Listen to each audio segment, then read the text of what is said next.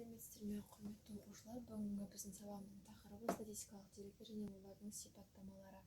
Яғни статистикалық сипаттамалар төрт түрге бөлінеді: арифметикалық орта, мода, медиана, өзгеру құлашы. Арифметикалық орта дегеніміз ол қандай да бір берілген сандардың қосындысының қосылғыштардың санына бөлінуі. Яғни формуласына қарасаңыздар болады, мұнда берілген сандардың қанша қосылғыштар бар екенін соған бөлінуі ол арифметикалық орта деп аталады, және оның белгіленуі а жоғарысында сызықшасы.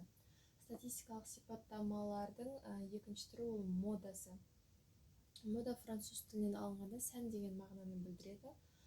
Мода дегеніміз ең жиі кездесетін сандар болсын, немесе кез келген бір берілген графикте болсын, жиі кездесетін, көбірек кездесетін біз модасы деп айтамыз.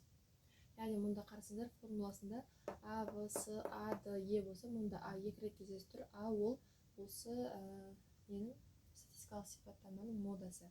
Медиана дегеніміз ол бізде берілген сандардың қақ ортасындағы екі санның қосындысының екіге бөлінуін медианасы дейміз. Өзгеру құлашы дегеніміз ол жерде берілген сандардың ең үлкен сан мен ең кіші санның азайтылуы, яғни айырмасын айтамыз. Енді мысалға назар аударайық. Бірінші мысал бізде мынандай қандай да бір белгісіз сандар берілсін: 15, 21, 17, 18, 19 деген. Осылардың қосындысының бөліндісін аламыз. Яғни 1, 2, 3, 4, 5. 5-ке. Мұнда біз барлығын қосатын болсақ, бізде 90 шығады.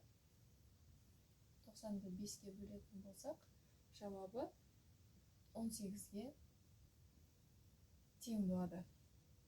Бұл берілген сандар қатарының арифметикалық ортасы 18-ге тең деген сөз. Енді екінші мысал: 11, 12, 13, 14, 12, 15, 12 деген сандар қатарын алып отырмын. Мұнда сандар қатарының біз модасын табу керекпіз, яғни жиі кездесіп тұрған. Байқағандарыңыздай 12, 12, 12 ең жиі кездесіп тұрған сан, яғни М0 12-ге тең. Мынау тең деген сөз арифметикалық ортасына.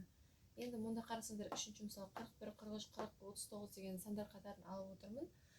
Бұл жерде біз құлашын табайық, сандар қатарының құлашын табайық. Ол үшін ең үлкен сан 43, ең кіші сан 39. Екеуінің айырмасын 43 азайтылған 39. Мұнда болады 4. 4 деген бізде құлашы, өзгеру құлашы. Төртінші мысал: 1, 2, 3, 4, 5 деген сандар қатарын алайық. Бұл жерде медианасын табатын болсақ,